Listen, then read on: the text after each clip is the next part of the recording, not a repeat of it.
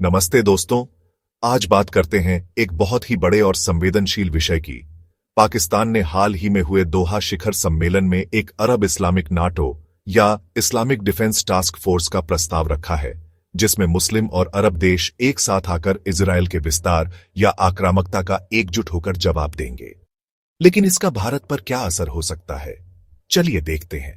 दोहा शिखर सम्मेलन में पाकिस्तान और तुर्की ने मिलकर कहा है कि एक सामूहिक सुरक्षा तंत्र बनना चाहिए, एक टास्क फोर्स जो निगरानी करे, निवारक का काम करे और अगर जरूरी हो तो सैन्य रूप से जवाब भी दे, बिल्कुल नाटो शैली में।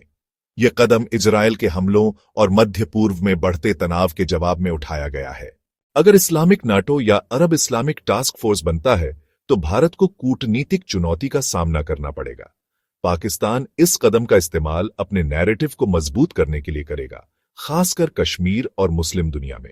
भारत की रक्षा और विदेश नीति को भी सतर्क रहना होगा, क्योंकि अगर यह गठबंधन मजबूत हुआ तो भारत के पड़ोस और समुद्री मार्गों पर इसका असर पड़ सकता है। पर एक मजबूत गठबंधन बनाना मुश्किल है। लॉजिस्टिकल, राजनीतिक और सांप्रदायिक बाधाएं भी हैं। भारत के इजरायल के साथ रक्षा और ऊर्जा क्षेत्र में अनुबंध हैं और साथ ही अरब देशों के साथ भी मजबूत संबंध हैं। एक इस्लामिक नाटो का इजरायल विरोधी दृष्टिकोण इन संबंधों को मुश्किल बना सकता है। भारत को कूटनीतिक संतुलन साधना होगा, मुस्लिम दुनिया को खुश रखते हुए रणनीतिक संबंधों को नुकसान पहुंचाए बिना।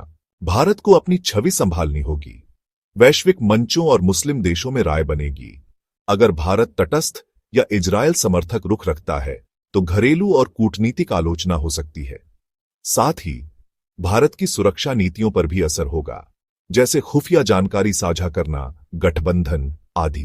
तो दोस्तों, यह प्रस्ताव अभी शुरू ही हुआ है और बहुत कुछ अस्पष्ट है, लेकिन अगर यह बनता है तो भारत को इसके साथ निपटना होगा, कूटनीतिक, रणनीतिक और आंतरिक रूप से।